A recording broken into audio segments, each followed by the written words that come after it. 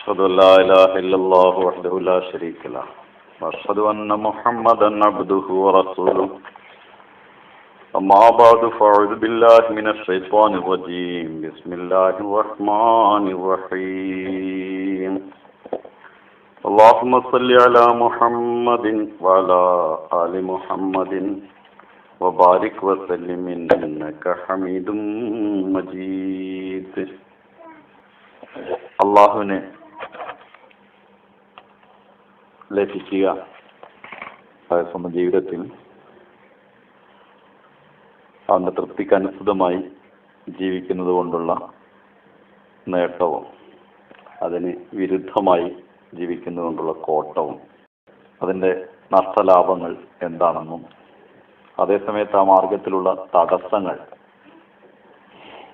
എന്തെല്ലാമാണ്, അതിൽ നിന്നുള്ള വിമുക്തിക്കുള്ള മാർഗങ്ങൾ എന്ത്, ആ മാർഗം സരളമാകുന്നതിനുള്ള വഴികൾ ഏത്, അത് സരളമല്ലെങ്കിൽ നമുക്ക് എന്തെല്ലാം വിഷമങ്ങൾ വരും എന്നിങ്ങനെ ഖലീഫത്തുൽ മസീഹ് സാനി റളിയല്ലാഹു തആല അൻഹു പല വേളകളിൽ വിവരിച്ചിട്ടുള്ള കാര്യങ്ങൾ ഒരു ക്ലാസ് എന്ന് പറഞ്ഞിട്ട് ഒരു ഷെയർ ചെയ്യല്, പരസ്പരം ഞാൻ അറിഞ്ഞ കാര്യങ്ങൾ നിങ്ങളെയും അറിയിക്കുന്നു. നമ്മൾ പരസ്പരം അത് മനസ്സിലാക്കി എല്ലാവരുടെയും ലക്ഷ്യം ഒന്നാണ്, അതെത്രയും എളുപ്പമാകും എന്നതിനെക്കുറിച്ചുള്ള ശ്രമമാണ് നമ്മൾ നടത്തി വരുന്നത്. അതിൽ ചെറുതായിട്ട് എൻ്റെ ഒരു സംക്ഷേപം പറയല്ല, ഒരു ഇൻഡെക്സ് പോലെ കാര്യങ്ങളൊന്ന് ആവർത്തിക്കൽ ഇല്ലാത്ത നിലയിൽ ഒന്ന് പോയിന്റ് ചെയ്ത് വന്നിട്ട് അവിടെ കയറാം എന്ന് കരുതുന്നു. മനുഷ്യന് എല്ലാ നന്മകളും തനിക്ക് വേണം എന്ന ആഗ്രഹത്തിൽ ഉള്ളവരാണ്. പക്ഷേ ഈ ആത്മ സംസ്കരണം എന്ന വിഷയം വരുമ്പോൾ അത് വേണമെന്ന ആഗ്രഹം ഉണ്ടെങ്കിലും മറ്റുള്ളവർക്ക് അത് വേണം, നമ്മളെ കാര്യത്തിൽ അതത്ര വേണോ എന്നുള്ള തോന്നൽ വരാറുണ്ട്. ഒരേ ഒരു സബ്ജക്റ്റ് മാത്രമുള്ളത്, ബാക്കി എല്ലാ കാര്യത്തിലും മറ്റവന് ഉണ്ടാവരുത്, നമുക്ക് ഉണ്ടാവണം എന്നാണ്. പക്ഷെ ഇക്കാര്യത്തിൽ മറ്റവൻ എന്തായാലും വേണം, നമുക്ക് കുറച്ച് കുറഞ്ഞാലും സാരല്ല എന്ന ഒരു മറ്റുള്ളവർക്ക് ഇല്ലെങ്കിലും എനിക്ക് വേണം തോന്നാറുണ്ട്. പക്ഷെ ആത്മസംസ്കരണ സംബന്ധമായിട്ടുള്ള വിഷയങ്ങൾ മാത്രം അത് മറ്റുള്ളവർക്ക് നിർബന്ധമായിട്ടും വേണം, നമുക്ക് കുറച്ച് കുറഞ്ഞാലും പ്രശ്നമില്ല എന്ന് തോന്നാറുണ്ട്. അതിന്റെ പ്രധാന കാരണം ചില രോഗങ്ങൾ വളരെ ചെറിയൊരു ചികിത്സ കൊണ്ട് മാറും. പക്ഷെ അത് ഏതാണ് ചികിത്സ, ആർക്കാണ് ചികിത്സ, എങ്ങനെയാണ് ചികിത്സ വ്യത്യാസം ഉണ്ടാവും. ഉദാഹരണമായിട്ട് ജലദോഷം വന്ന ഒരാളെ ഞാനൊരിക്കൽ കണ്ടത് എറണാകുളപ്പള്ളി താമസിക്കുന്ന സമയത്ത് ഒരു ഡോക്ടറെ അടുത്ത്, നമ്മൾ റഹ്മദി ഡോക്ടറെ അടുത്ത് ജലദോഷം വന്നൊരു വയസ്സായ ആൾ വരികയാണ്. ഞാനും അടുത്തുണ്ട്. അപ്പോൾ ഒരു ചെറിയ ചെയർ ഇട്ടിട്ട് ടെറസിന്റെ മുകളിൽ ഇരുത്താൻ പറഞ്ഞു. കുറച്ച് കഴിഞ്ഞ് ഇയാൾ റൗണ്ട്സ് ഒക്കെ കഴിഞ്ഞ് തിരിച്ച് വന്നപ്പോഴേക്കും ഇയാൾ കുറെ തുമ്മി ചീറ്റി, ജലദോഷം പോയി. അപ്പോൾ അയാളെ പരിശോധിച്ച് പറഞ്ഞപ്പോൾ എനിക്ക് അസുഖം ഒന്നും പോയിക്കൊള്ളുന്നു. അപ്പോൾ ആ ഒരു ചികിത്സ അറിഞ്ഞ് ചികിത്സിച്ചുകൊണ്ട് അയാൾക്ക് പ്രശ്നമൊന്നുമില്ല. അയാൾ തണുപ്പടിച്ചതായിരുന്നു, വെയിലുണ്ട്, തുമ്മൽ തുടങ്ങി, മൂക്കിലുള്ള ജലദോഷമൊക്കെ ഒലിക്കൽ തുടങ്ങി, ഇനി അത് ഒലിച്ച് തീർന്നോളൂ, നിങ്ങൾ പോയിക്കൊണ്ടു വന്നു. അതേസമയം ചില ആളുകൾ തൈരിൽ പഞ്ചാരട്ട് കഴിച്ചിട്ട് ജലദോഷത്തിന് മരുന്നേക്ക് പഞ്ചാബികൾ അങ്ങനെ ചെയ്യുന്ന ഞാൻ കണ്ടിട്ടുണ്ട്. തൈരിൽ പഞ്ചസാര ഇട്ട് കഴിക്കും, ജലദോഷം മാറിയിട്ട് സുഖമായിട്ട് വരും. ചില ആളുകൾക്ക് ഒരു കട്ടൻ കാപ്പി, നമ്മുടെ ചെറുപ്പത്തിൽ കട്ടൻ കാപ്പി ഉണ്ടാക്കി കൊടുക്കും, വെല്ലട്ട് കട്ടൻ കാപ്പി ഉണ്ടാക്കി കൊടുത്താൽ ജലദോഷം മാറും. അന്നത്തെ ചികിത്സതാണ്. തുളസിയുടെ ഇല കൊടുത്ത് കലക്കി കൊടുത്തിട്ട് മാറുന്നവരുണ്ട്. പക്ഷെ ഇത് എല്ലാവർക്കും കട്ടൻ കാപ്പി വെച്ചിട്ടൊന്നും മാറില്ല. ഒരാൾക്ക് കട്ടൻ കാപ്പി വെച്ചത് മറ്റോ കട്ടൻ കാപ്പി വെച്ചിട്ട് ഞാൻ പോയി കിടക്കുന്നു, അതിനെ കാണാൻ നന്നായിട്ട് കിടക്കുമായിരിക്കും ചിലപ്പോൾ. അപ്പോൾ രോഗത്തിന്റെ സ്വഭാവങ്ങൾ അനുസരിച്ചിട്ടും മനുഷ്യന്റെ അതിനെ അക്സെപ്റ്റ് ചെയ്യാൻ, അത് സ്വീകരിക്കാനുള്ള മനുഷ്യന്റെ കഴിവനുസരിച്ചിട്ടുമാണ് രോഗത്തിന് ചികിത്സ. ഇതറിയാത്തത് കൊണ്ട് ചില ചികിത്സകൾ നമ്മൾ അറിയും, അത് നമുക്ക് പറ്റൂല. കുറെ കഴിയുമ്പോൾ ഞാനൊക്കെ തന്നെ ആദ്യം ധരിച്ചെന്നാണ് ഇതൊക്കെ ഒരു എന്തോസിയാസം, ഒരു ഫിലോസഫിക്കലായിട്ട് ഇതൊക്കെ ശരിയാണ്, പക്ഷേ തിയറിക്കലൊക്കെ ശരിയാണെങ്കിലും നമുക്കത് പ്രാക്ടിക്കലായിട്ട് നടത്താൻ പറ്റൂല എന്ന് തോന്നി. ഇത് വിടണ്ടേ എന്നുള്ളൊരു കണ്ടീഷനിൽ എനിക്കൊരു സമയത്ത് തോന്നിയിട്ടുണ്ട്. അത് ഖലീഫത്തുൽ മസീഹ് സാനി റളിയല്ലാഹു തആല അൻഹുവിന്റെ ഗ്രന്ഥങ്ങൾ കയ്യിൽ കിട്ടിയതിന് ശേഷം അത് മനസ്സിനൊരു ഉറപ്പ് വന്നത്. ഇത് എന്ത് തന്നെയാണെങ്കിലും ഒരിക്കൽ നമുക്ക് നമ്മുടെ നഫ്സുകളെ ജയിക്കാൻ കഴിയും എന്നുള്ളത്. അത് വ്യക്തമായിട്ട് നമ്മുടെ മുമ്പിൽ വഴിയും നമ്മുടെ കഴിവിനെ കുറിച്ചുള്ള അവബോധവും അതേപോലെ തന്നെ നമ്മളെ സഹായിക്കാനുള്ള ഒരാളും ഉണ്ടെങ്കിൽ, 3 ഘടകങ്ങളാണ് ഉണ്ടെങ്കിൽ നമ്മൾ ഏത് സ്ഥലത്തേക്കും പുറപ്പെടും. അതേസമയത്ത് വഴി അറിയില്ല എന്നാൽ ആദ്യം തന്നെ മരം വരട്ടലുടങ്ങും. നമുക്കതിനെക്കുറിച്ച് അതിനുള്ള കഴിവില്ലാന്ന് തോന്നിയാലും പ്രശ്നമാണ്. അതേപോലെ നമുക്ക് ആരും സഹായത്തിനില്ലാതെ നമുക്ക് എത്താൻ പറ്റാത്തൊരു അവസ്ഥയിൽ ആൾക്ക് ഒറ്റയ്ക്ക് പോകാൻ കഴിയും. ഈ 3ഉം നമുക്ക് പല വീക്ഷണത്തിൽ, ഇത് ഒരേ വീക്ഷണത്തിൽ പല വീക്ഷണത്തിൽ നോക്കുമ്പോഴും ഈ 3ഉം നമുക്ക് സയ്യിദുനാ ഹസ്രത്ത് മസീഹ് മൗഊദ് സ്വല്ലല്ലാഹു അലൈഹി വസല്ലം വിവരിച്ചതിന്റെ അടിസ്ഥാനത്തിൽ ഖലീഫത്തുൽ മസീഹ് സാനി വിശദീകരിച്ചു. ഭാഷ ഉറുദു ആണ് എന്നുള്ളത് മാത്രമാണ് നമുക്കൊരു തടസ്സം. അത് തടസ്സമാണോ എന്ന് എനിക്കറിയില്ല. കാരണം മലയാളത്തിലുള്ള തടസ്സങ്ങളൊക്കെ നമ്മൾ നീക്കിയിട്ടുണ്ടോ എന്നൊന്ന് ആലോചിച്ചോ. മലയാളത്തിൽ വന്ന ലിറ്ററേച്ചറൊക്കെ നമ്മൾ വായിക്കുന്ന ആൾക്കാരാണെങ്കിൽ നമുക്ക് ഉറുദു ആണ് തടസ്സം എന്ന് പറയാം. അല്ലെങ്കിൽ ഇംഗ്ലീഷ് അറിയുന്നവർ ഇംഗ്ലീഷിലുള്ളതൊക്കെ വായിച്ച് തീർന്നിട്ടുണ്ടെങ്കിലും ഉറുദു ആണ് തടസ്സം എന്ന് പറയാം. അപ്പൊ അത് ഈ ഒരു പ്രശ്നം ഉണ്ടല്ലോ, ഇതും ഒരു രോഗമായിട്ട് ഖലീഫത്തുൽ മസീഹ് സാനി എടുത്തു പറയുന്നത്, അതിന്റെ ചികിത്സയും പറയുന്നുണ്ട്. അത് വളരെ വൈഡാണെങ്കിലും അതിനെ ചുരുക്കിയാണ് നമ്മളിപ്പം പോകുന്നത്. അതിലെ 2 ഘട്ടങ്ങളായിരുന്നു. ഒന്ന്, നമുക്ക് പറ്റിപ്പോയി, അതേസമയത്ത് നമ്മുടെ മക്കള്, ഇപ്പൊ കയ്യിലിരിക്കുന്ന മക്കൾക്ക് പറ്റരുത്. അത് ഏറ്റവും പ്രധാനപ്പെട്ട. അത് പിന്നെ നാളെ ചെയ്യാൻ പറ്റില്ല. നമ്മൾ ഏതായാലും 2 ദിവസം വൈകിയാലും ഏതായാലും ആയാലോ എന്നുള്ള നിലയിലാണുള്ളത്. അപ്പോൾ കുട്ടികളുടെ കാര്യത്തിൽ അതിൽ വേറൊരു സംഭവം ഉള്ളത്, ഇതിന്റെ മറ്റൊരു വശമുള്ളത്, നമുക്ക് എവിടുന്ന് അത് വന്നതെന്ന് നമുക്ക് പിടിക്കും. കുട്ടികളെ ചെറുപ്പത്തിലെ വളർത്തുന്ന കാര്യത്തിൽ നമ്മൾ ശ്രദ്ധിക്കാത്ത ചില പ്രശ്നങ്ങൾ. ഇപ്പോഴും കുട്ടികളെ വളർത്താൻ വേണ്ടി 100 കണക്കിന് പുസ്തകങ്ങളുണ്ട്. ഇത് 924 പറഞ്ഞ കാര്യമാണ് ഞാൻ ഈ എടുത്ത് പറയുന്നത്. 24 ഖലീഫത്തുൽ മസീഹ് സാനി പറയുന്നതാണ്. ഇപ്പോൾ അതിനെക്കുറിച്ച് പല പുസ്തകങ്ങളും പല വിധത്തിലുള്ള വീക്ഷണങ്ങളും ഒക്കെ അതിനെക്കുറിച്ച് ഒരുപാട് അന്വേഷണങ്ങളൊക്കെ വന്നിട്ടുണ്ട്. പക്ഷെ അക്കാലത്ത് അദ്ദേഹം ഖലീഫത്തുൽ മസീഹ് സാനി പറയുന്നത് എനിക്ക് പടച്ചോൻ തന്ന അറിവാണ്, അള്ളാഹു എനിക്ക് ഇൽഹാമായിട്ട് അറിയിച്ച അറിവാണ്. അത് ഇന്നും ഈ രംഗത്തുള്ള പല പുസ്തകങ്ങളും ഏറെക്കുറെ മലയാളത്തിൽ DC ബുക്സ് പല പ്രസിദ്ധീകരണങ്ങൾ ഇറങ്ങിയിട്ടുണ്ട്. മിക്കവാറും ഇറങ്ങിയതിൽ വളരെ വിരളമായിട്ട് അതിന് കണ്ടെന്ന് പോയിട്ടുണ്ടോ എന്നറിയില്ല. മിക്കവാറും എല്ലാം എടുത്ത് വായിച്ച് നോക്കിയിട്ടുണ്ട് ഞാൻ. പക്ഷെ അവിടെയൊക്കെ ഖലീഫത്തുൽ മസീഹ് സാനി പറയുന്നത് വളരെ ചുരുക്കി കുറിക്കുകൊള്ളുന്ന വാക്കുകൾ മാത്രമാണ്, ഒറിജിനുള്ളത് മാത്രം. മറ്റൊരു നമ്മളെ പരന്ന വായനയ്ക്ക് സഹായിക്കുന്ന ഏതെങ്കിലും വിധത്തിലുള്ള കുറെ കാര്യങ്ങൾ കൂടി നമ്മുടെ ടൈമും വേസ്റ്റ് ആവുന്ന, കറക്റ്റ് വഴിയിൽ പോകുമ്പോൾ അങ്ങോട്ടും ഇങ്ങോട്ടും ആ ആളുടെ ചിന്താഗതി അനുസരിച്ച് നമ്മൾ ഡൈവേർട്ടായി പോകുന്നുണ്ട്. അപ്പോൾ സമയം ഒരുപാട് നഷ്ടപ്പെടുന്നുണ്ടായിരുന്നു. പക്ഷെ അവരെ കയ്യിൽ എന്താണുള്ളത് നമ്മൾ അറിയാതെ നമ്മളെടുത്തുള്ളതെന്ന് പറഞ്ഞ് ചാടി കളിക്കാൻ പറ്റില്ലല്ലോ. ആ ഒരു ധാരണയിലാണ് ഇതിനെ വായിക്കേണ്ടി വന്നത്.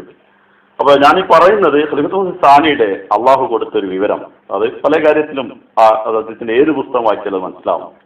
ചരിത്രമാവട്ടെ എന്താവട്ടെ എല്ലാ മേഖലയിലും കൈവയ്ക്കും ചെയ്തിട്ടുണ്ട്. അപ്പൊ അതിനെക്കുറിച്ച് ഒരു ഭാഗം കുട്ടികളുടെ കാര്യത്തിലായിരുന്നു. അതിൽ കഴിഞ്ഞ ക്ലാസ്സിൽ 6 or 7 പോയിന്റുകൾ പറഞ്ഞിരുന്നു. ഞാൻ ഒരു പോയിന്റ് പുറകിൽ നിന്ന് തുടങ്ങാം. അതിൽ 7 or 8 എനിക്ക് ഓർമ്മയില്ല, അതുകൊണ്ട് പുറകിൽ നിന്ന് തുടങ്ങാം. അതിൽ പ്രധാനപ്പെട്ട സംഗതി 6 ഘടകങ്ങളാണ് മനുഷ്യന്റെ ശരീരത്തിലെ ഓരോ സെല്ലിലും നമ്മുടെ സ്വഭാവത്തെ രൂപപ്പെടുത്തുന്നതിലോ അതല്ലെങ്കിൽ ഒരു ദുസ്വഭാവമോ സൽസ്വഭാവമോ കയറി വരുന്നതിലോ നമ്മെ സഹായിക്കുന്നത്. ആ അഷ്ടഭുജങ്ങളുള്ള ഒരു ചതുര കട്ട പോലെ അതിനെ ഉപമിച്ചുകൊണ്ട്, അതായത് 6 ഭാഗങ്ങളുള്ള ഒരു ചതുരക്കട്ട പോലെ ഖലീഫത്തുൽ മസീഹ് വിവരിച്ചിരുന്നു. ആ 6 ഘടകങ്ങളെ കുറിച്ച് വിശദമായിട്ട് നമ്മൾ ചർച്ച ചെയ്തിട്ടുണ്ട്. അതെല്ലാ സെല്ലിലുണ്ട്. അതാണ് കേടുവരുന്നത്, അതല്ലെങ്കിൽ അതാണ് നന്നാവുന്നത്. അതിനെ സമയത്ത് ശരിയാക്കിയാൽ, ഒരു വൃക്ഷം നട്ട് കഴിഞ്ഞ് അതിന് വളർന്നു വരുമ്പോൾ തന്നെ വളച്ചു വിട്ടാൽ പിന്നെ അതിനെ നിർത്താൻ കഴിയില്ല. അതേസമയത്ത് വളർന്നു വരുന്ന നേരെ പോയിട്ടുണ്ടെങ്കിൽ അതിനെ പിന്നെ വളർക്കാനും കഴിയില്ല താഴെ. ഇതേപോലെ ഒരു 7 വയസ്സ് വരെയുള്ള പ്രായത്തിൽ കുട്ടികൾ എന്താവണം എന്നുള്ളത് നേരത്തെ ആവുന്നു. ഇതാണ് ഖലീഫത്തുൽ മസീഹ് സാനി സിദ്ധാന്തിക്കുന്നത്. ബാക്കി സാഹചര്യങ്ങൾക്കനുസരിച്ച് മാറുന്ന ഏത് സാഹചര്യത്തിൽ ഏത് തിന്മ ഉണ്ടെങ്കിലും ആ തിന്മക്ക് വേണ്ട കരുക്കള് തന്റെ ശരീരത്തിൽ ആദ്യമേ തയ്യാറാണ്. നന്മക്ക് വേണ്ട കരുക്കളും തന്റെ ശരീരത്തിൽ ആദ്യമേ തയ്യാറാണ് ഓരോ സെല്ലിനും. ആ സാഹചര്യങ്ങൾക്കനുസരിച്ച് അത് പടർന്നു പിടിക്കുന്നു എന്ന് മാത്രമേ ഉള്ളൂ. അതിന്റെ വശങ്ങളിൽ ആറാമത് പറഞ്ഞിരുന്നു, അല്ല ഒറ്റവാക്കിൽ ഒന്ന് ആവർത്തിച്ച് പറഞ്ഞിട്ട് പോയാലും പ്രശ്നമല്ല. ഫസ്റ്റ്, വൃത്തിയായി കുട്ടികളെ വെക്കുക. അതായത് എല്ലാ വിധത്തിലുള്ള തിന്മഴയും ആദ്യത്തെ ഘടകം വൃത്തികേടിൽ നിന്ന് ശുദ്ധതയില്ലായ്മ കൊണ്ടാണ് വരുന്നത് എന്ന് പറഞ്ഞിരുന്നു. രണ്ടാമത്തേത് ഭക്ഷണം കൃത്യസമയത്ത് കൊടുക്കുക. അതില്ലാത്തത് കൊണ്ട് ഉണ്ടാകാവുന്ന 9 തിന്മകളെ കുറിച്ച് പറഞ്ഞിരുന്നു. അടുത്തത് ഭക്ഷണം ഭക്ഷണം കൊടുക്കുന്നതോടുകൂടി തന്നെ അതിന് വിസർജനത്തിന്റെ ടൈമും നിർണയിച്ചിരിക്കണം. ആ നിർണയം ഇല്ലാത്തത് കൊണ്ട് വരാവുന്ന ചില തിന്മകളെയും അതുകൊണ്ട് ലഭ്യമാകുന്ന നന്മകളെയും കുറിച്ച് എണ്ണി പറഞ്ഞിരുന്നു. പിന്നീട് ഒരു നിർണിത അളവിൽ മാത്രമേ ഭക്ഷണം കൊടുക്കാവൂ. എപ്പോഴും ഒരു കൃത്യ അളവിലേ കൊടുക്കാവൂ. അതുകൊണ്ട് കുട്ടിയിലുണ്ടാകാവുന്ന ഗുണങ്ങളും അത് കൊടുക്കാത്തത് കൊണ്ടുണ്ടാകാവുന്ന ദോഷങ്ങളും എടുത്തു പറഞ്ഞു. അഞ്ചാമത്, എല്ലാവിധത്തിലുള്ള മനുഷ്യൻ തിന്നുന്ന ശുദ്ധമായിട്ടുള്ള എല്ലാ ഭക്ഷണങ്ങളും കൊടുക്കുക. അതായത് ഒരു കുട്ടിക്ക് നോൺ വെജിനോട് താല്പര്യം എന്ന് വിചാരിച്ചിട്ട് അത് മാത്രം കൊടുക്കാതെ പച്ചക്കറിയും മറ്റ് എല്ലാവരും കൊടുക്കുക. ഖലീഫത്തുൽ മസീഹ് സാലിസ് റഹ്മത്തുള്ളാഹി തആല അതിൽ പറഞ്ഞത് ഭൂമിയിലുള്ള എല്ലാ സാധനങ്ങളും നമ്മളെ സ്വഭാവത്തെ നിയന്ത്രിക്കും. ഏതെങ്കിലും ഒന്നിനെ ഒരുത്തൻ ഒഴിവാക്കുകയാണെങ്കിൽ അതിന്റെ ദോഷം അവന് ബാധിക്കും. പക്ഷെ ഇതൊന്നും അമിതമാകരുത്, അതിന്റെ അളവനുസരിച്ച് അതിനു വേണ്ടി വെച്ചതാണ് ഭൂമിയിൽ അല്ലാഹു എന്നാണ് പറഞ്ഞത്. മറ്റൊരു സംഗതി, ഇനി എൻ്റെ ഓർമ്മ ശരിയാണെങ്കിൽ ഞാൻ ഇതുവരെയാണ് വെച്ചത്, ഇനി ഇവിടുന്ന് അങ്ങോട്ട് പോവാം. കുട്ടികൾ കുറച്ച് വലുതായി വരുമ്പോൾ അവരെ കൊണ്ട് ചെറിയ ചെറിയ ജോലികൾ ചെയ്യിപ്പിക്കാം. അത് കുട്ടിയാണെന്ന് പറഞ്ഞൊരു ഭാഗത്ത് ഒതുക്കി നിർത്താതെ ഒരു പാത്രം എടുത്ത് അങ്ങോട്ട് വെക്കുക, അവിടെ നിന്ന് ഇങ്ങോട്ട് എടുപ്പിക്കുക. പെൺകുട്ടികൾ ചെയ്യുന്ന ജോലികൾ പെൺകുട്ടികളെ കൊണ്ട് ചെയ്യിക്കുക. ആൺകുട്ടികൾ ചെയ്യുന്ന ജോലി, അതാണ് പ്രത്യേകിച്ച് ഒരു ജോലിയൊന്നുമില്ല, ആണിനും പെണ്ണെന്ന് പ്രത്യേക ജോലിയൊന്നുമില്ല. പക്ഷെ സാധാരണഗതിയിൽ സ്ത്രീകൾക്ക് ചെയ്യേണ്ടി വരുന്ന ജോലിയുണ്ട്. അതിൽ കൂടുതൽ പ്രാമുഖ്യം നൽകി അവിടേക്ക് അതിന് ചെറിയ ചെറിയ ജോലികൾ, അത് കുട്ടികളെ കൊണ്ട് ചെയ്യാൻ കഴിയുന്ന ജോലി ചെയ്യിക്കണം. ഒരു കുട്ടിക്ക് അതിന്റെ ഷർട്ട് സ്വന്തം ഇടാൻ കഴിയുമെങ്കിൽ നമ്മൾ കയറിയിട്ട് കൊടുക്കരുത്. അതിന് ഭക്ഷണം കഴിക്കാൻ കഴിയുമ്പോൾ നമ്മൾ വാരി കൊടുക്കരുത്. സ്നേഹം കാട്ടാൻ വേറെയും കുറെ വഴികളുണ്ട്. അപ്പൊ ഞാനൊക്കെ ചെറിയ കുട്ടികളെ ചിലർ മീൻ കൊടുത്താൽ തിന്നൂല. കുടുംബത്തിൽ തന്നെ കണ്ടൊരു എത്രയാണ് മീൻ കൊടുത്താൽ അവൻ തിന്നൂല. എന്താ വെച്ചാൽ മീൻ തിന്നൂല. സംഭവം എന്താ പറയുക, മുള്ള് എടുത്ത് തിന്നാൻ വയ്ക്കില്ല, ഉമ്മയാണ് എടുത്ത് കൊടുക്കല്. മീനിന്റെ മുള്ള് മാറ്റി കൊടുക്കല് ഉമ്മ മാറ്റി കൊടുക്കണം. ഉമ്മ ഉറന്നല്ലേ മീൻ തിന്നാൻ പറ്റുള്ളൂ. അപ്പൊ ഒരുപാട് പറഞ്ഞു. ഇപ്പോഴല്ല, +2 പഠിക്കുമ്പോഴാണ് ഈ പരിപാടി. അല്ലാതെ നിങ്ങൾ കുട്ടികളെന്ന് പറഞ്ഞ പ്രശ്നമല്ല.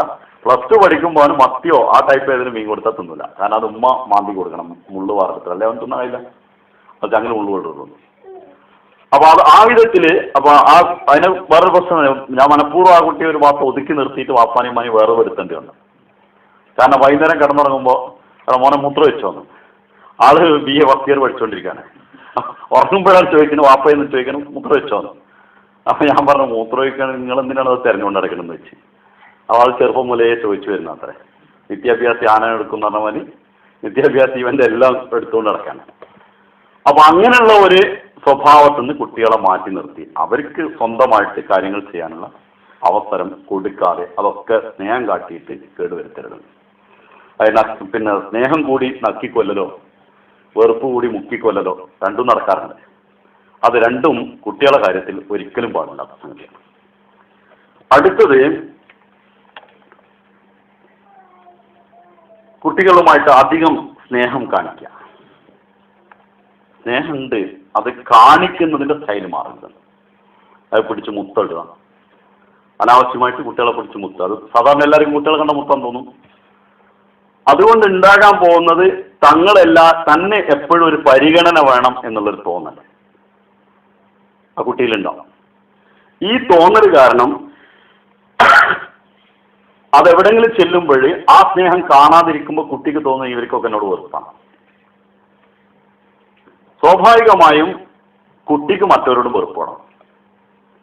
ഇങ്ങനെ സമൂഹത്തിൽ ഒറ്റപ്പെടുന്നൊരവസ്ഥ അത്തരത്തിലുള്ള കുട്ടികൾക്ക് ഉണ്ടാവും. ഇത് കൂടാതെ മറ്റ് അവന്റെ സ്വഭാവത്തിലുണ്ടാകുന്ന വളരെ മോശപ്പെട്ട സ്വഭാവങ്ങളും ഈ ചെറുപ്പത്തിലെ കുട്ടികളെ പിടിച്ച് മുട്ടുന്നത് കൊണ്ടുണ്ടാകുന്നുണ്ട്. അത് എപ്പോഴെങ്കിലും ഒന്ന് പിടിച്ച് മുട്ടാൻ പാടില്ല എന്നല്ല ഞാൻ പറയുന്നു. അതിന് റസൂലുള്ളാഹിന്റെ സുന്നത്ത് വേണം. കുട്ടികളെ കിട്ടിയാൽ കുട്ടികളെ കണ്ടാൽ എടുത്ത് നെറ്റിയിൽ ഉമ്മോടും, എന്നിട്ട് കവളിലൊന്ന് തട്ടിക്കൊടുക്കും.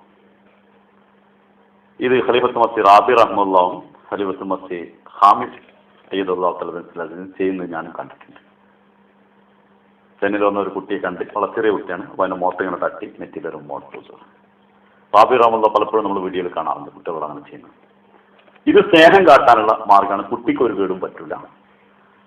നമുക്കും ആ കുട്ടിയെ സംരക്ഷിക്കുന്ന കാര്യത്തിനുള്ള, അല്ല കുട്ടിനോടുള്ള സ്നേഹമാണെന്ന് പറഞ്ഞിട്ട് പിടിച്ചിട്ട് കട്ടകട്ടാണെന്ന് മുത്തി കളിക്കുന്നവരുണ്ട്.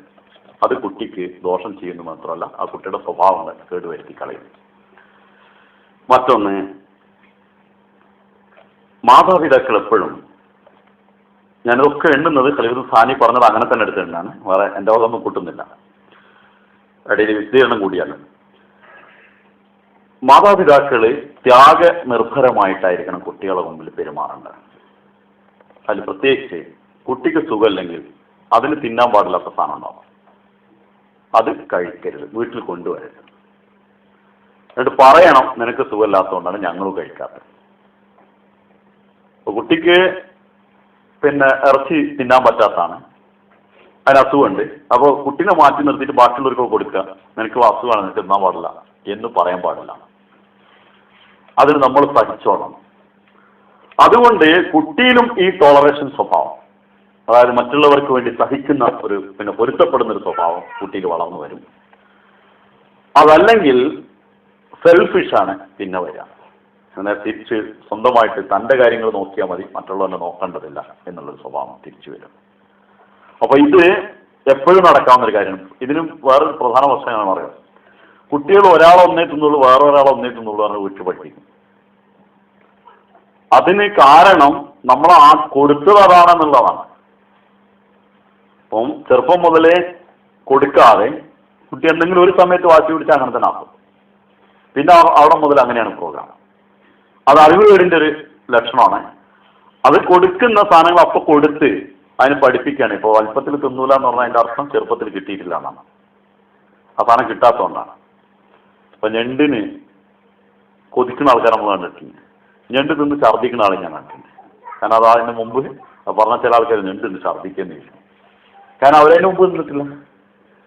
അപ്പം അതേപോലെ കൂന്തൽ കണ്ടിട്ട് ഛർദ്ദിച്ച ആളെ കണ്ടിട്ടുണ്ട്, അല്ലെ കോലം കണ്ടിട്ട് ഇത് തിന്നണതാണോ, കാരണം അവൻ ചെറുപ്പത്തിലെ കണ്ടിട്ടില്ല.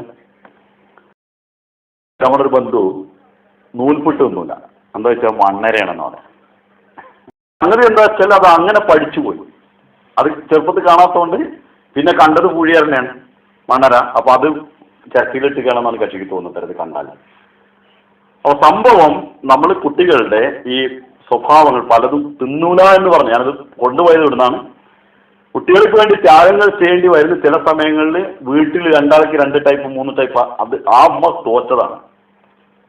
ഒരുത്തിന് വേറൊന്നും വേറൊരുത്തിന് വേറൊന്നും എന്നുള്ള നിലയിൽ ഭക്ഷണം ഉണ്ടാക്കിയിട്ട് കുട്ടി തള്ളാര്, അതായത് അവൻ ദോശ തിന്നൂല അവൻ അപ്പം എന്നുള്ളൂ, അവൻ അപ്പം തിന്നൂല അവൻ ചപ്പാത്തി എന്നുള്ളൂ, നേരം കരുവെടുത്ത അമ്മക്ക് ഇതെല്ലാം എടുത്ത് പ്രാക്ടീസ് ചെയ്യണം. അപ്പൊ ആ ഒരു സ്വഭാവം കുട്ടികളിൽ വളരുമ്പോൾ അത് ഒരുത്തന് അമിതമായ പ്രാധാന്യം കൊടുക്കലും മറ്റുള്ളവനെ വിഷമങ്ങളും ഉണ്ടാവും. അതുകൊണ്ട് ആ വിധത്തിലുള്ള സ്വഭാവങ്ങളും വീട്ടിൽ വരാതിരിക്കേണ്ടതാണ്. കൂട്ടത്തിൽ പറഞ്ഞു വന്നത് ഇതായിരുന്നു, കുട്ടി തിന്നാൻ പറ്റാത്തത് നമ്മൾ തിന്നാതിരിക്കുക, അതിന് കേടായിട്ടുള്ള സംഗതികൾ അത് പിന്നെ മാറിയതിനു ശേഷം എല്ലാവരും ഒരുമിച്ച് അത് ആഘോഷിക്കുകയും ചെയ്യാവുന്നതാണ്. അതുകൊണ്ട് ത്യാഗ മനോഭാവം വളരും കുട്ടിയിൽ. അതേപോലെ അസുഖങ്ങൾ വരുമ്പോൾ പ്രത്യേകം ശ്രദ്ധിക്കാൻ വേണ്ടി ഹുദൂത്തിന് മനസ്സ് പറയുന്നു. അസുഖങ്ങൾ വരുമ്പോൾ बुज़दिली, खुदगर्जी, चिड़चिड़ाहट, जज्बात पर काबू न होना, इस किस्म की बुराइयां अक्सर लंबी बीमारी की वजह से पैदा होती हैं. बुज़दिली എന്ന് പറഞ്ഞാൽ ഭീരുത്വം, ഖുദ്ഗർസി സ്വാർത്ഥത, ചിടിച്ചിടാഹട്ട്, പിന്നെ തൊട്ടതൊക്കെ ഇറിറ്റേഷൻ. ചില ആൾക്കാരൊക്കെ അങ്ങനെ അവിടെ ഇരിക്കാൻ പാടില്ല, ഇവിടെ ഇരിക്കാൻ പാടില്ല, തൊടാൻ പാടില്ല, കുടിക്കാൻ പാടില്ല, അങ്ങനെയുള്ള കുറേ കക്ഷികളുണ്ടാവും. ഇതേപോലെ തൻ്റെ ജസ്ബാത്ത്, തൻ്റെ വികാരങ്ങളെ അടക്കാൻ കഴിയാത്ത സ്വഭാവം. ഒരുത്തിന് ദേഷ്യം വന്ന് അടക്കാൻ കഴിയില്ല, സ്നേഹം വന്ന് അടക്കാൻ കഴിയില്ല, എന്തെങ്കിലും ഒരാളെ സഹിക്കാൻ കഴിയില്ല. ഈ ഒരു സ്വഭാവം ഇത് നീണ്ട രോഗം കൊണ്ടുവരാവുന്ന അസുഖങ്ങളാണ്. ഇപ്പോൾ എക്സിമ അതേപോലത്തെ രോഗങ്ങൾ കുട്ടികൾക്ക് ഉണ്ടാകുമ്പോൾ അവർക്ക് പ്രത്യേക പരിഗണന, സ്നേഹം കൊടുക്കും. ആ സ്നേഹം കൊടുക്കുമ്പോൾ അവൻ എന്ത് പറഞ്ഞാലും അതിനൊക്കെ നിന്നു കൊടുക്കും. അങ്ങനെ നിന്നു കൊടുക്കുമ്പോൾ ആ സെൽഫിഷ് അവനുണ്ടാവും. അതേപോലെ അവനൊന്നും ചെയ്യാൻ സമ്മതിക്കാതെ നമ്മൾ തന്നെ ചെയ്തുകൊണ്ടിരിക്കും.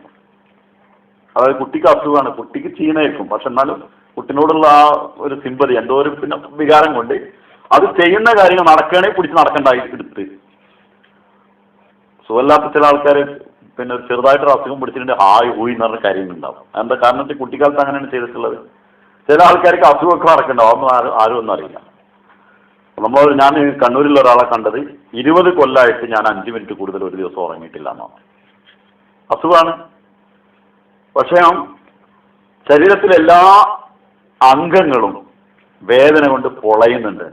പക്ഷെ ഇതിപ്പോൾ ആൾക്കാരോട് ഇങ്ങനെ പറഞ്ഞിരുന്നിട്ട് എനിക്കെന്താ ഇഷ്ടമെന്ന് വെച്ച് അത് ഞാൻ സഹിച്ചേ പറ്റൂ എന്ന് ഞാൻ ആദ്യം തീരുമാനിച്ച്. ആള് ഡോക്ടറാണ്, അതുകൊണ്ട് എന്തെന്നെ വന്നാലും ഞാൻ സഹിച്ച് മുമ്പോട്ട് പോകും എന്നുള്ള നിലയിലാണ് മരിച്ചുപോയി ആള്. അതുകൊണ്ട് ഞാൻ ആരോടും പറഞ്ഞിട്ടില്ല. ഞാൻ രോഗത്തിനെ കുറിച്ച്, അദ്ദേഹത്തിനെ കുറിച്ച് ഒരു സിമ്പതിയോടുകൂടി ചർച്ച ചെയ്തപ്പോൾ അദ്ദേഹനോട് തുറന്നു പറഞ്ഞു. ഞാൻ സ്കൂട്ടർ എടുക്കുമ്പോൾ എൻ്റെ കൈ ഇവിടുന്ന് വേദന തുടങ്ങും. അപ്പൊ കൈ ഇങ്ങനെ പിടിച്ചിട്ടാണ് ഞാൻ ആക്സിലേറ്റർ വെക്കലെന്ന്. എന്നാലും സ്കൂട്ടർ ഓടിച്ചിട്ട് പള്ളിയിൽ വന്ന് സ്കെച്ചിട്ട് പോവാണ്. അപ്പൊ ആ വിധത്തിൽ സഹിക്കാനുള്ള കഴിവ് നഷ്ടപ്പെട്ടു പോകും. ചെറുപ്പത്തിൽ നമ്മൾ രോഗത്തെ അമിതമായിട്ടുള്ള നിലയിൽ നമുക്കായിരിക്കും അതിൻ്റെ രോഗം, കുട്ടിക്കാവില്ല, അതിനേക്കാൾ കൂടുതൽ നമുക്കായിരിക്കും. അപ്പൊ അത് ആ നിലയിൽ അതിനെ പരിഗണിക്കേണ്ടതാണ്. കുട്ടികൾക്കൊരിക്കലും, ഇത് സാധാരണ എല്ലാവരും സംസാരിക്കുന്ന സംഗതിയാണ്, പേടിപ്പെടുത്തുന്ന കഥകളൊന്നും കേൾപ്പിക്കരുത്. അതിൽ വളരെ അപകടമായിട്ടുള്ള ചില പ്രശ്നങ്ങളുണ്ട്. ഈ ജിന്നും ഭൂതമൊക്കെ അധികം കുട്ടികൾക്ക് അങ്ങനത്തെ ഒരു കണ്ടാവില്ല. പേടിപ്പിക്കുന്ന കഥകൾ. ഒരു പിന്നെ പണ്ടിങ്ങനെ ഒരു പ്രേതം ഉണ്ടായിരുന്നു, ഇങ്ങനെ ഉണ്ടായിരുന്നു. ഇപ്പം ഞാൻ പിന്നെ പഠിത്ത സമയത്ത് എൻ്റെ മകളെ കൂടെ പഠിക്കുന്ന ഒരു കുട്ടി ഹോസ്റ്റലിൽ നിന്ന് പഠിത്തം നിർത്തിപ്പോയി. കാരണം എന്താ വെച്ചാൽ ഇതിന് രാത്രി പ്രേതം വരും. പ്രേതം വന്നിട്ട് പ്രശ്നങ്ങൾ ഉണ്ടാക്കും. അവന് പിന്നിൽ എന്താ വെച്ചാൽ ആരെങ്കിലും അന്നൊരു സിനിമയുടെ കഥ, എന്തെങ്കിലും ഒരു പ്രേതത്തിന്റെ കഥ രാവിലെ വെച്ച് വൈകുന്നേരം വരെ എവിടുന്നേലും കേട്ട അന്ന് പ്രേതം വരും. അതിന് കാരണം അന്വേഷിച്ചു എത്തിയപ്പോൾ അപ്പോൾ അവരുടെ ടീച്ചർ, പിന്നെ പ്രൊഫസർ, അതിനെക്കുറിച്ച് ഹോമിയോ ഡോക്ടറാണ്, അദ്ദേഹം ആ കുട്ടിയുടെ വീട്ടിലേക്ക് പോയി. എന്നിട്ട് അതിനെ വിളിച്ച് കൊടുന്ന് രണ്ടാമത് തിരിച്ചു കൊടുന്ന്. എന്നിട്ട് അന്വേഷിച്ച് നോക്കുമ്പോൾ അതിൻ്റെ മുത്തശ്ശിക്ക് പണി ഈ കഥ പറഞ്ഞു കൊടുക്കലായിരുന്നു. എൻ്റെ ഉമ്മൻ്റെ ഉമ്മ ഏത് നേരം പ്രേതത്തിൻ്റെയും ഭൂതത്തിൻ്റെയും കഥ പറഞ്ഞു കൊടുക്കില്ല. അപ്പോൾ കുട്ടിയുടെ മനസ്സിലത് പോയി. ചില സമയത്ത് ഡുവൽ പേഴ്സണാലിറ്റി, പിന്നെ അവൻ്റെ പേഴ്സണാലിറ്റി മാറിയിട്ട് വേറൊന്നായിട്ട് ആക്ട് ചെയ്യുന്നൊരു സ്വഭാവം ഉണ്ടാകുന്നു. അപ്പം വളരെ ശക്തമായിട്ട് ഡാൻസ് ചെയ്യും ഈ ജിന്ന് കയറി കഴിഞ്ഞാൽ. അതെന്താണെന്ന് വെച്ചാൽ ചെറുപ്പത്തിലൊരു അമ്മായിയമ്മ പറഞ്ഞു, പിന്നെ അതിൻ്റെ അമ്മായി പറഞ്ഞു കൊടുത്തിട്ടുണ്ടാവും, ഇങ്ങനെ ഒരു വലിയ പിന്നെ കഥാപാത്രം ഉണ്ടായിരുന്നു ഇവിടെ നമ്മളെ അമ്പലത്തിലുണ്ടായിരുന്നു. അത് പിന്നെ ടാൻ വെച്ചിട്ട് ചലം കെട്ടി ചാടും, ഭയങ്കര ഡാൻസാണ്. അപ്പോൾ അതിൻ്റെ ഉള്ളിൽ ഇതിങ്ങനെ ആവണം എന്നുള്ള ഒരു ഇതുണ്ടാവും. അതിനെ പിന്നെ കോൺഷ്യസ് മൈൻഡിൽ നിന്ന് പോയി അബ്കോൺഷ്യസ് മൈൻഡിൽ എവിടെയെങ്കിലും കൊണ്ടുപോയി ഒതുക്കിയിട്ടിട്ടുണ്ടാവും. ഇതിനെന്തെങ്കിലും പ്രശ്നമാകുമ്പോൾ അത് സ്ഥാനം ആയിട്ടുണ്ടെന്ന് തോന്നും. അപ്പോൾ ഒന്ന് ചാടൽ തുടങ്ങും. അതിന് പോലും അറിയില്ല സംഭവം. അപ്പോൾ അത്തരത്തിലുള്ള പ്രശ്നങ്ങൾ കുട്ടികളെ പേടിപ്പെടുത്തുന്ന ഒരു കഥയും കുട്ടികൾ പറഞ്ഞു കൊടുക്കരുത്. ഒരു കാര്യത്തിൽ ഇപ്പോൾ കുട്ടികൾ അത് കാര്യത്തിൽ ഒരു ശ്രദ്ധിക്കാതെ അള്ള തീയിലിടും. അള്ള തീയിലിടുന്ന ആരെങ്ങളോട് പറഞ്ഞു? അള്ളാന്റെ തീ ആരെ കണ്ടിട്ടുണ്ടോ? തീയിലിടുന്ന ആരെ കണ്ടിട്ടുണ്ടോ? ആരെങ്കിലും പറഞ്ഞിട്ടുണ്ടോ തീയിലിടുന്ന്? എവിടെയില്ല. അള്ള തീയിലിടുന്ന എവിടെയില്ല, ഖുറാനിലും ഇല്ല. അപ്പൊ അള്ള തീയിലിടും, അള്ള ചുട്ട് കരിക്കുന്ന കുട്ടികളെ അള്ളാനെ പറഞ്ഞ് പഠിപ്പിക്കണം. പിന്നെ ചില കുട്ടികളോട് അള്ളാന്ന് പറഞ്ഞാലേ പേടിയാണ്. കരുനാഗപ്പള്ളി ഒരു കുട്ടി ഉണ്ടായിരുന്നു, അള്ള ഞാനാന്ന് വിചാരിച്ചിരിക്കണാണ്. പള്ളിക്ക് എപ്പോഴൊന്ന് പ്രസംഗിക്കലൊക്കെ ഞാനല്ലേ, അപ്പൊ ഞാൻ അള്ളയെന്ന് വിചാരിച്ചു പിന്നെ കണ്ടുപോകുക. പിന്നെ പോലെ ഇപ്പൊ നിരീശ്വരാദിയാണ് ആള്. കാരണം അള്ള അങ്ങനത്തെയാണ് പഠിപ്പിച്ചു കൊടുത്തത്. പിന്നെന്താ ചെയ്യാൻ? അപ്പൊ അതുകൊണ്ടാണെന്ന് എനിക്കറിയില്ല. ചിലപ്പോൾ ആള് നിരീശ്വരവാദിയാണ്. പക്ഷെ അവന്റെ ചെറുപ്പത്തിൽ ഞാനായിരുന്നു അള്ളാന്റെ.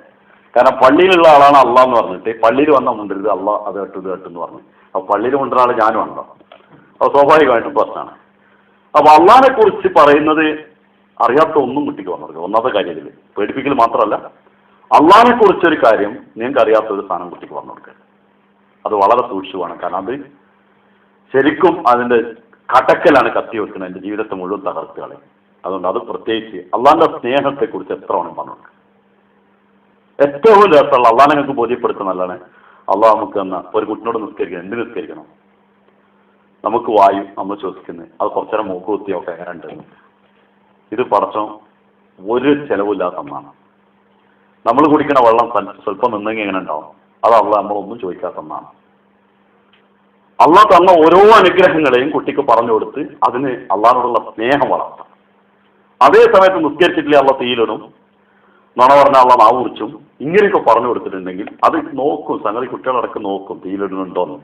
കുട്ടികൾ ഇങ്ങനെ വിചാരിച്ച പൊട്ടന്മാരൊന്നുമല്ല.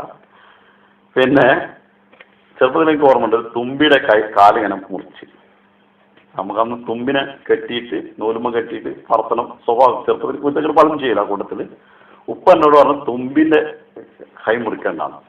അപ്പൊ ഉമ്മ അതിന്റെ ഇടയിൽ ഉമ്മാന്റെ വക കെട്ടി തന്ന് തുമ്പിയുടെ ഒരു ചിറക് മുറിച്ച അള്ളാന്റെ ഒരു കൈ മുറിച്ചൊന്നാണ്. അപ്പൊ ഞാനെന്ത് ചെയ്തൊരു 3 തുമ്പിയുടെ ചിറക് മുറിച്ചിട്ട് ഇനി അള്ള എത്ര കയ്യാ മുറിക്കാന്ന് വെച്ച്. അങ്ങനെ നമുക്ക് 2 കയ്യല്ലുള്ളൂ. അപ്പൊ ഉപ്പ വിളിച്ചിട്ട് ഉമ്മാനെ ചീത്താണ്, തുമ്പിയുടെ കൈ മുറിക്കുന്ന അന്നോടാരാ അള്ള പറഞ്ഞു, അവന്റെ കൈ മുറിക്കുന്ന അള്ളാന്നോട്. കുട്ടിഞ്ഞ് അള്ള അങ്ങനെ എന്റെ കണക്കൂട്ടാണ്. ചെറുപ്പത്തിലുള്ള ആ ഒരു ഖലീഫത്ത് മസീഹ് റാബിന്റെ ഒരു വളരെ ഇൻസ്പിറേഷൻ ഉള്ള ഒരു കഥ എനിക്ക് ഓർമ്മയുണ്ട്. ചെറുപ്പത്തിൽ നമ്മൾ അള്ളാഹിനെ കുറിച്ച് കൊടുക്കുന്നത് തൂബ ഖലീഫത്ത് മസീഹ് റാബിന്റെ ഏറ്റവും ചെറിയ കുട്ടി സൈക്കിളിന് മുമ്പിൽ ഒരു ചെറിയ സീറ്റ് വെച്ച് കുട്ടി എപ്പോഴും തന്റെ ഫാമിലേക്ക് പോകുമ്പോൾ കൂടെ കൊണ്ടുപോകും. ഒരിക്കൽ ഇങ്ങനെ കൊണ്ടുപോകുമ്പോഴേ കുട്ടിയെ അള്ളാഹിനെ കുറിച്ച് ഇങ്ങനെ പറഞ്ഞ് എന്ത് ദുആ ചെയ്താലും അള്ളാഹ് സ്വീകരിക്കുന്നതിനെ കുറിച്ചും മറ്റു കാര്യങ്ങളും പറഞ്ഞു പോയി ചെനാബ് നദിയുടെ റബുക്ക് ചേർന്ന് നിൽക്കുന്ന ഇതാണ് ചെനാബ് നദി. ഇപ്പം മറ്റൊരു ചെനാബ് നഗർ എന്ന് പേരൊക്കെ ഇട്ടിട്ടുണ്ട്, റബുവിന്റെ പേരൊക്കെ മാറ്റിയിട്ട്. റബുവിന്റെ പേര് പാടില്ല അത്ര. അപ്പോൾ ഏതായാലും അത് ചെനാബിന്റെ അപ്പുറത്ത് കടന്നപ്പോഴേ ഫാമിൽ ചെന്ന് പണിയൊക്കെ കഴിഞ്ഞ് തിരിച്ചു വരാൻ നോക്കുമ്പോൾ ഒരു പുതിയ ഷൂ വാങ്ങിയിരുന്നു, കാലിലെ ചെരുപ്പ്, അത് കാണാൻ. അപ്പം നീ ദുആ ചെയ്തോ എന്ന്, ദുആ ചെയ്തെല്ലാം കിട്ടും പറഞ്ഞാൽ കുട്ടി ഇരുന്ന് ദുആ ചെയ്തോടെ എന്റെ ചെരുപ്പ് വരണേ എന്ന് പറഞ്ഞിട്ട്. അവസാനം ഹുസൂർ അതിലൊക്കെ തെരഞ്ഞു. കാരണം കുട്ടി ദുആ ചെയ്തല്ലേ, കൊടുത്തിട്ടുള്ള കുടുങ്ങുമല്ലോ. ഭയങ്കര വർഷമായിട്ട് ഹുസൂർ തെരഞ്ഞാണ്. കാരണം വളരെ സങ്കടത്തിലാണ് ഞാനുള്ളത്. ഞാനും ദുആ ചെയ്ത് റബ്ബ് ഇത് കിട്ടണേ, കുട്ടിയുടെ മനസ്സിൽ ദുആ ചെയ്താൽ കിട്ടൂല എന്നുള്ളൊരവസ്ഥ വരരുത്. എന്നിട്ട് കിട്ടിയില്ല. അപ്പം തിരിച്ചിങ്ങനെ വരുമ്പോ കുട്ടി പറയാണ്, ഇപ്പൊ പറഞ്ഞില്ല ദുആ ചെയ്തെല്ലാം കിട്ടുന്നു, എന്നിട്ട് ചെരുപ്പ് പോയാലും നമുക്ക്. കുട്ടിക്ക് അന്ന് വാങ്ങിയിട്ടുള്ള കുട്ടിക്ക് ഭയങ്കര സങ്കടമുണ്ട്. അതിലൊന്ന് ഒരു ചെരുപ്പ് പോയാൽ തിരിച്ചു പോകുന്ന സ്വഭാവം. എന്നിട്ട് തിരിച്ച് ചെനാബ് നദി കടന്ന് തിരിച്ചു വന്ന ഹുസൂർ വീണ്ടും മറിച്ച് അങ്ങോട്ട് തന്നെ പോയി. ഇത് പറഞ്ഞപ്പോൾ വീണ്ടും തിരിച്ചു വരും ദുആ ചെയ്തുകൊണ്ട്. കാരണം കുട്ടിയുടെ മനസ്സിൽ ഇനിയിപ്പോൾ കിട്ടാതെ പോയാലും പ്രശ്നമല്ല, എവിടെയെങ്കിലും ഉണ്ടോ ഒന്നുകൂടെ നോക്കാം. അപ്പൊ ഒരാൾ നദി കടന്ന് വരുന്ന കൈ ഇങ്ങനെ പൊന്തിച്ചു പിടിച്ചിട്ടുണ്ട്. അപ്പോ അയാളെ കണ്ടപ്പോ നോക്കിയപ്പോ നിൽക്കിന്ന് പറഞ്ഞു. അപ്പൊ നിന്ന്. അപ്പൊ അടുത്ത് ചെന്നപ്പോ അയാളെ കയ്യിൽ 2 ഷൂ ഉണ്ട്. അപ്പൊ അദ്ദേഹം പറയാം, ഞാൻ അത് വഴിന്ന് കിട്ടി, നിങ്ങളതാന്ന് എനിക്കറിയാം, പക്ഷെ നല്ലതാന്ന് കണ്ടപ്പോ എടുത്തിട്ട് പോയതാണ്. വീട്ടിൽ ചെന്നപ്പോ എന്റെ മനസ്സ് കടന്ന് പിടയ്ക്കുന്ന ഒരു കുട്ടിയുടേതാണല്ലോ അതെന്ന് അതിന്റെ മനസ്സ് വേദനിക്കൂല. അങ്ങനെയാണ് ഇപ്പോ വീട്ടിൽ ചെന്നതിന് ശേഷം എനിക്ക് തോന്നി, അങ്ങനെ ഞാൻ തിരിച്ചു വന്നതാണ്. ഉടനെ തന്നെ കുട്ടിയുടെ മനസ്സിൽ അള്ളാഹിനെ കുറിച്ചുള്ള ബോധം, ദുആ ചെയ്ത കിട്ടുന്ന ബോധം, ശരിക്കും ദുആ ചെയ്തിട്ട് എന്റെ മനസ്സിൽ പ്രവർത്തിച്ച്. അതുകൊണ്ടാണ് അയാൾ കൊണ്ടുപോയ സ്ഥാനം തിരിച്ചുകൊണ്ടിരുന്ന ചെരുപ്പാണ്, കാര്യമൊന്നുമില്ല, കൊണ്ടുകൊടുക്കും. അപ്പൊ ഇങ്ങനെയുള്ള കാര്യങ്ങൾ കുട്ടികളിൽ ഇൻസ്പിറേഷൻ ഉണ്ടാക്കാൻ വേണ്ടി ചെയ്യുക എന്നതുപരി പടച്ചവൻ അത് ചെയ്യും ഇത് ചെയ്യും എന്ന് പറഞ്ഞിട്ട് കുട്ടികളെ പറ്റിക്കാൻ നിൽക്കുന്ന സ്വഭാവം ഉണ്ടാവരുത്. അത് നമുക്കിപ്പോൾ തൽക്കാലം കുട്ടി അവിടെ നിന്നും മാറുകയേ വേണ്ടുള്ളൂ. അതിന് വേറെ എന്തെല്ലോ മാർഗങ്ങളുണ്ട്, അതിന് അള്ളാന്റെ പേര് കൊണ്ടിടേണ്ട ആവശ്യമില്ല. പല കുട്ടികൾ സീരിയസ് ആണ്, നമ്മൾ മനസ്സിലാക്കണം. കുട്ടികൾ ചെയ്യുന്നതൊക്കെ സീരിയസ് ആയിട്ടാണ് ചെയ്യുന്നത്. അത് കളിക്കാനോ നമ്മളെ കളിപ്പിക്കാനോ നമ്മളെ ഇറങ്ങാറാക്കാനോ അല്ല, അവരെ പണിയെടുക്കുകയാണ് അത്. അപ്പൊ ആ സീരിയസ്നെസ് അവരെ കുറിച്ച് നമ്മൾ മനസ്സിലാക്കിയിട്ട് അതൊന്നും അവരെ സീരിയസ് ആയിട്ട് തന്നെ മാറ്റാനുള്ള കാര്യങ്ങൾ നോക്കല്ലാതെ നമ്മളെ വളവും കാര്യങ്ങളും പറഞ്ഞിട്ട് പേടിപ്പിച്ച് കളയരുത്. മറ്റൊരു സംഗതി, കുട്ടികൾക്ക് സുഹൃത്തുക്കളെ സ്വന്തം തിരഞ്ഞെടുക്കാൻ അനുവദിക്കരുത്. കാരണം മിക്കവാറും എനിക്ക് നല്ല ഉറപ്പുണ്ട്, ഞാൻ വളരെയധികം ഫൈറ്റ് ചെയ്ത് കഷ്ടപ്പെട്ടുള്ള പല തിന്മകളും എനിക്ക് ഇന്ന സുഹൃത്താണ് തന്നത് എനിക്ക് നല്ല ഓർമ്മയുണ്ട്. ഇന്നൊരു പക്ഷെ അയാളുടെ അത് ഉണ്ടാവില്ല. ഇല്ലാന്ന് അയാളെ പ്രത്യക്ഷത്തിൽ കണ്ടാലും എൻ്റെ മനസ്സിലെപ്പോഴും അയാളെ കാണുമ്പോൾ ഒരു അടങ്ങാറാണ്. ഒരു പക്ഷേ ഈ പാവം ഇപ്പോഴും അതിനോട് ഫൈറ്റ് ചെയ്യുന്നുണ്ടാവും. അപ്പൊ തിന്മകൾ നമുക്ക് ഒരിക്കലും അറിയില്ല. വളരെ ചെറിയ കുട്ടിയേക്കാരം, പക്ഷെ ഇങ്ങനെ ഓരോന്ന് പുതിയ കാര്യങ്ങൾ പറയുന്നില്ലെന്ന് കുട്ടികൾക്ക് താല്പര്യം ഉണ്ടാകുക. തമ്മിലിരുന്ന് സംസാരിക്കുമ്പോൾ മറ്റവൻ അറിയാത്ത കാര്യങ്ങൾ ഇവന് പറഞ്ഞു കൊടുക്കും. അത് തിന്മ കിട്ടിയാൽ അത് പറഞ്ഞു കൊടുക്കും, നന്മ കിട്ടിയാൽ അത് പറഞ്ഞു കൊടുക്കും. നന്മ വളരെ കുറച്ച് കിട്ടാണ്ടാവുള്ളൂ, കിട്ടാനുള്ളതൊക്കെ തിന്മയായിരിക്കും. അപ്പോൾ കുട്ടികൾക്ക് സ്വന്തമായിട്ട് സുഹൃത്തുക്കളെ തിരഞ്ഞെടുക്കുന്നതിന് പകരം നല്ല കുട്ടികളെ തിരഞ്ഞെടുത്ത് നമ്മൾ സുഹൃത്തുക്കളാക്കി കൊടുക്കണം. അതല്ലാതെ കണ്ടവൻ്റെ ഒക്കെ കൂടെ കളിച്ചോട്ടെ എന്ന് വിചാരിക്കുന്ന സ്വഭാവം ഉണ്ടായത് എവിടുന്ന് എന്ത് കയറും എപ്പോൾ കയറുമെന്ന് പറയാൻ പറ്റില്ല. അത് വളരെ സൂക്ഷ്മമായിട്ട് കുട്ടികൾ കളിക്കുമ്പോഴും നമ്മൾ അവിടെ പോയി നിൽക്കും. നല്ലത് നമ്മൾ തന്നെ കളിച്ചു കൊടുക്കലാണ്. ഒരുവിധം കഴിഞ്ഞ കളിയൊക്കെ നമുക്കും കളിച്ചു കൊടുക്കുക കുട്ടികളുടെ കൂടെ, പ്രശ്നമൊന്നുമില്ലല്ലോ. അത് വാപ്പയും ഉമ്മയും മക്കളും ഒക്കെ ഉള്ള ഒരു ഫ്രണ്ട്ഷിപ്പ് കൂട്ടാനും നല്ലതാണ്. ഇപ്പോൾ ആന കളിക്കുന്ന കുറേ ആൾക്കാർ, വലിയ വലിയ ആളുകളെ ചരിത്രങ്ങൾ ജമാത്തിലുണ്ട്. അപ്പോൾ അത് കൂടാതെ കുട്ടികളെ കൂടെ കളിക്കുമ്പോൾ നമ്മളുടെ കണ്ണിൻ്റെ മുമ്പിലോ അതല്ലെങ്കിൽ തിന്മകൾ വരാത്ത കുട്ടികളെയും പരിഗണിച്ചുകൊണ്ടായിരിക്കണം നമ്മൾ അതിനുവേണ്ടി വിടേണ്ടത്. വയസ്സ് കുട്ടികൾക്ക് ആകുന്നതനുസരിച്ച് അവർക്ക് ചില ഉത്തരവാദിത്തങ്ങൾ അവരെ ഏൽപ്പിക്കണം. വീട്ടിലുള്ള പല കാര്യങ്ങൾ, അതായത് കുട്ടികൾക്കൊന്നും ഉത്തരവാദിത്തങ്ങളൊക്കെ നമ്മൾ ചെയ്തു കൊടുക്കുന്ന മാതിരിയല്ല. ചില പ്രത്യേക ഉത്തരവാദിത്തങ്ങൾ അവരെ ഏൽപ്പിക്കുക. ഇന്ന കാര്യങ്ങളൊക്കെ നീ ചെയ്യാനായിട്ടുണ്ട്, അത് നീ ചെയ്യണോ എന്ന് പറഞ്ഞ് ഏൽപ്പിക്കണം. ഖലീഫത്തുൽ മസീഹ് സാനി എന്നൊരു കഥ പറയുന്നുണ്ട്. ഒരു കുട്ടിക്ക് ഒരു ആപ്പിൾ കൊടുത്ത്, എന്നിട്ട് പറഞ്ഞു രണ്ടാള് ഇത് പോയിട്ട് വീതിച്ച് കഴിക്കാൻ പറഞ്ഞു.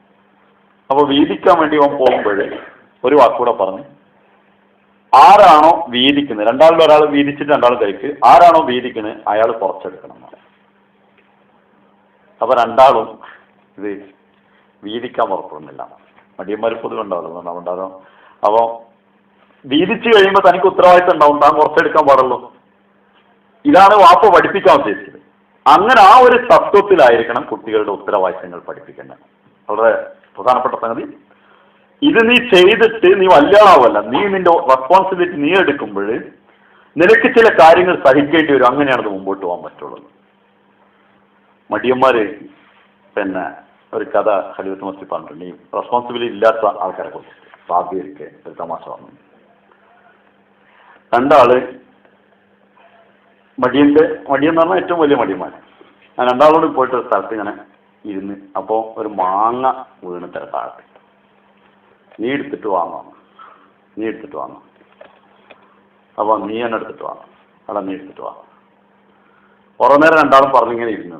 അപ്പോൾ ഇങ്ങനെ ഉറക്കം വന്നപ്പോൾ ഇങ്ങനെ കടന്ന്. അപ്പോൾ ഒരാൾ കടക്കണ്, ഒരാൾ ഇരിക്കണ്. എന്തെങ്കിലും പുറത്തുണ്ടാവുന്ന ഏതെങ്കിലും കുതിര പുറത്ത് പോകുന്ന ഒരാൾ ഇങ്ങനെ പോകുമ്പോൾ ബാബാന്നാണ് പറയാം കടക്കണ ആൾ. എന്താന്ന് വെച്ചു ആൾ ഇറങ്ങിയിട്ട് എന്താ വേണ്ടത്, ആ മാങ്ങന്ന് എടുത്തരുമെന്ന് വെച്ചു. ഇയാൾക്ക് ദേഷ്യം പിടിച്ചിട്ട് കുതിരനടിക്കണ ചാട്ടോട് എടുത്തിട്ട് ഒന്നാം കൊടുത്തുന്നാണ്. അപ്പോൾ മറ്റേയാൾ പറയത്തരെ, അവൻ പെരും മടിയനാണ്. ഇന്നലെ ഞങ്ങൾ കിടക്കുമ്പോൾ നായിൻ്റെ മേത്ത് വന്ന് മൂത്രം വെച്ച് ഇവൻ ആട്ടിയിലാണ്. അവൻ്റെ മേത്തേക്ക് മൂത്രം വെച്ച് അവൻ ആട്ടിയിലാണ്. അപ്പോൾ ഹുസൂറിൻ്റെ ആ സ്റ്റൈല് ഭയങ്കരമാണ്. ഹങ്കായ ടെക്നിക് ചൂനയിക്കുകയാണ്. അപ്പോൾ അത്തരത്തിലുള്ള മടിയന്മാരായി പോകും റെസ്പോൺസിബിലിറ്റി കൊടുത്തില്ലേ.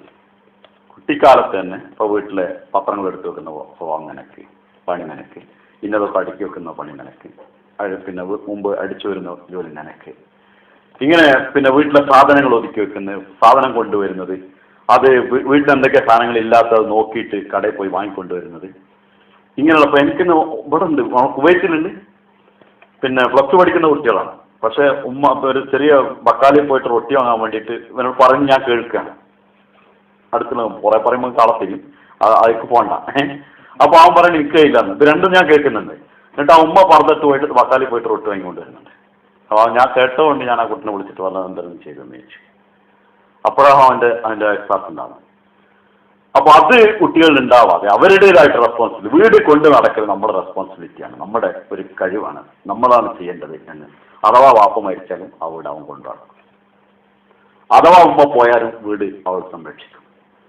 അപ്പോൾ അതിനൊരു സ്വന്തം ഉത്തരവാദിത്വത്തെ ചെറുപ്പത്തിൽ തന്നെ കുട്ടികൾ ഉണ്ടാക്കണം. അത് ജമാഅത്തിയായ പ്രവർത്തനത്തിന് വളരെ അത്യാവശ്യമുള്ള സംഗതിയാണ്. ഈ ഉത്തരവാദിത്വം ഉണ്ടാകുന്ന കളികളുണ്ട്. ഇപ്പോൾ ഫുട്ബോള് അത് പെട്ടാണെന്ന് ഖലീഫത്തുൽ മസീഹ് പറയുന്നത്. അത് ശരിക്കും അതിന്റെ സ്ഥാനത്ത് നിന്ന് കളിക്കണ്ട, അത് കണ്ടോടത്ത് കൂടി തട്ടല്ല.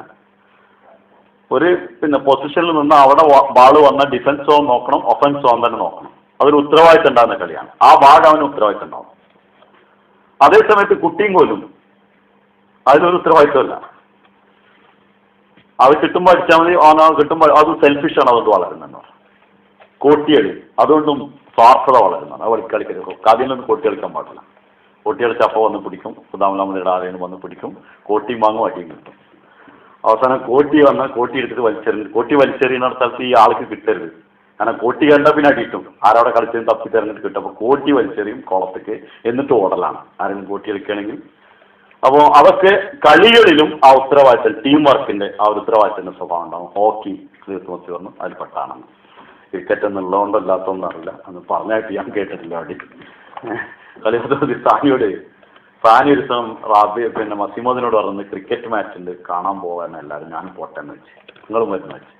അപ്പോൾ ഞാൻ ഖിയാമത്ത് വരെയുള്ള ക്രിക്കറ്റ് കളിച്ചുകൊണ്ടിരിക്കുകയാണ്, എനിക്കിപ്പോൾ ഒഴിവില്ല എന്ന് പറഞ്ഞു. കാരണം ക്രിക്കറ്റ് മാത്രമുള്ള ഓഫൻസും ഡിഫൻസും ഒരാൾ ചെയ്യുന്നത് ഒരേ സമയത്ത്.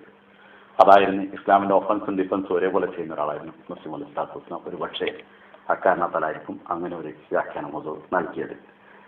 കുട്ടികളുടെ മനസ്സിലെപ്പോഴും ഇട്ടുകൊടുക്കേണ്ടത് നീ നല്ല കുട്ടിയാണ്, ഒരിക്കലും കുറ്റപ്പെടുത്തരുത്. അതിപ്പോൾ നമ്മൾ തന്നെ സംസാരിക്കും, കുറ്റപ്പെടുത്തിൻ്റെ അവൻ്റെ അടുത്തേക്ക് പിന്നെ പോകില്ല, നമ്മൾ പോകല്ലോ. കുട്ടികളിലുള്ള നല്ല ഗുണങ്ങൾ പറഞ്ഞ് വളരെ നല്ലതാണ്. അത് നമ്മൾ അവരോട് എങ്ങനെ പറയാം, ആൾക്കാരുടെ മുമ്പിലല്ല. അങ്ങനെയുണ്ട് ചിലർക്ക് അച്ഛ വച്ച എന്ന് എല്ലാവരുടെ മുമ്പിൽ നടന്നു വന്ന് അതിട്ടും കാര്യമില്ല. നമ്മൾ കുട്ടികളെ ഒറ്റയ്ക്ക് വിളിച്ചിട്ടാണ് ഇന്ന ഗുണങ്ങൾ നല്ലതാണ് എന്ന് പറഞ്ഞ് കുട്ടികളെ പിടിക്കണം. ഞാൻ ഒരിക്കൽ എനിക്ക് നല്ല ഓർമ്മയുണ്ട്, 6ാമത്തെ വർഷം പഠിക്കുമ്പോൾ മന്തിക്ക് അതേപോലെ തന്നെ മതതാരതമ്യ പഠനം, കമ്പാരിറ്റീവ് സ്റ്റഡി, ഇതൊക്കെ ഉള്ള ഒരു കൊല്ലാണ്. ഏറ്റവും കൂടുതൽ പ്രശ്നമുള്ള സമയമാണ്. അവസാനം ഇത് നടക്കൂല എന്നൊരു തോന്നൽ. കാരണം ഇതൊക്കെ പാടെ പഠിച്ചിട്ട് ഏതായാലും ജയിക്കാൻ പറ്റില്ല. ഏതായാലും എല്ലാവരും പല വിധത്തിൽ കഷ്ടപ്പെടുന്ന കൊല്ലാണ്. അപ്പം ഞാൻ ഉപ്പാക്ക് ഒരു കത്ത് എഴുതി, എനിക്ക് പഠിക്കാൻ കഴിയൂല, ഞാൻ തിരിച്ചു വന്നോട്ടെ എന്ന് വെച്ചിട്ട്. ഒപ്പാൻ്റെ ഒരു കത്ത് മറുപടി വന്നത്, കൂർമ്മ ബുദ്ധി അള്ളാഹ് നിനക്ക് തന്നിട്ടുണ്ട്, അത് ഉപയോഗിക്കാൻ കഴിയില്ല എന്നാണ് നീ പറയുന്നതെങ്കിൽ നിനക്ക് പിന്നെ ലോകത്തൊന്നും ഉപയോഗിക്കാനില്ല. കാരണം അത് എൻ്റെ കയ്യിൽ തന്നെയുള്ള ചെലവില്ലാതെ ഉപയോഗിക്കാൻ പറ്റിയതാണ്. അർത്ഥത്തിൽ ഈ വാക്കുകൾ എന്നെ വല്ലാണ്ട് അടങ്ങറാക്കി. അപ്പോൾ അതേ സമയത്ത് നീ പഠിക്കാതെ കളിച്ചുകൊണ്ടാണ് അങ്ങനെയാണെങ്കിൽ പലതും പറഞ്ഞ് എന്നെ കുറ്റപ്പെടുത്തി എഴുതാമായിരുന്നു. അപ്പോൾ ഉള്ളിലുള്ള ഒരു കഴിവിനെ, അത് കഴിവുണ്ടായിട്ടല്ല, അത് ഉള്ള ഇപ്പോൾ മനസ്സിലാക്കിയൊരു കഴിവ്, അതുണ്ടോ അല്ലേ എന്നുള്ളതല്ല, അത് വല്ലാണ്ട് തന്നെ പിടിച്ചു കുലുക്കി. അപ്പോൾ ബുദ്ധി പിന്നെ ഇവിടെ ഉപയോഗിക്കില്ല, പിന്നെ എവിടെ ഇപ്പോൾ ഉപയോഗിക്കാനില്ലല്ലോ സാധനം. ഇപ്പൊ ചാലഞ്ച് ചെയ്യുന്ന സമയത്ത് ഉപയോഗിച്ചിട്ടില്ല, ഇവന് ചാലഞ്ച് ഇല്ലാത്തവർക്ക് പോയിട്ട് ഉപയോഗിക്കില്ലല്ലോ എന്നുള്ളൊരു തോന്നൽ, അത് പോണ്ടെന്നുള്ള തീരുമാനിച്ച ആദ്യം. ഇനി എന്തായാലും വേണ്ട, തോറ്റാലും ഇവിടെ തന്നെ പഠിച്ചു നോക്കാൻ വിചാരിച്ചു. അപ്പം നമ്മളിലുള്ള നന്മകളെയാണ് ഉത്തേജിപ്പിച്ചെടുക്കേണ്ടത് കുട്ടികളോട്. അതിന് റസൂലുള്ളാഹി സ്വല്ലല്ലാഹു അലൈഹി വസല്ലം പറഞ്ഞു, നിങ്ങൾ കുട്ടികളെ ചീത്ത പറയരുത്. ചീത്ത പറഞ്ഞാൽ മലക്കുകൾ അങ്ങനെ തന്നെ ആക്കട്ടെ എന്ന് ദുആ ചെയ്യണം. അത് മലക്കൾക്ക് എന്താ വേറെ പണിയൊന്നും ഇല്ലെന്ന് ചോദിക്കും. കാരണം അതിലൊരാൾ ചീത്ത പറഞ്ഞാൽ അപ്പം അങ്ങനെ തന്നെ ആക്കട്ടെ, വേറെ മലക്കിനും ഇതിന്റെ ഭ്രാന്താന്ന് ചോദിക്കും. അങ്ങനെയല്ല, മലക്കുകൾ ഇല്ലാതെ ലോകത്തൊരു പ്രവർത്തനവും നടക്കുന്നില്ല എന്ന് മുഹമ്മദ് അലൈഹി സ്വലാത്തു വസ്സലാം നമ്മളെ പഠിപ്പിച്ചിട്ടുണ്ട്. അത് വളരെ വിശദമായിട്ട് എടുക്കേണ്ട മലായികത്തുകളുടെ ക്ലാസ് വരുമ്പോൾ ഞാൻ പറയാം എങ്ങനെയാണ് നടക്കണമെന്നുള്ളത്. എല്ലാ കാര്യങ്ങളും മലക്കുകളാണ് ചെയ്യുന്നത്. നമ്മൾ ചെയ്യുന്ന ഓരോ കാര്യങ്ങളുടെയും പിന്നിൽ മലക്കുകളാണത് ചെയ്തു തരുന്നത്. അതിനൊരു സംവിധാനം.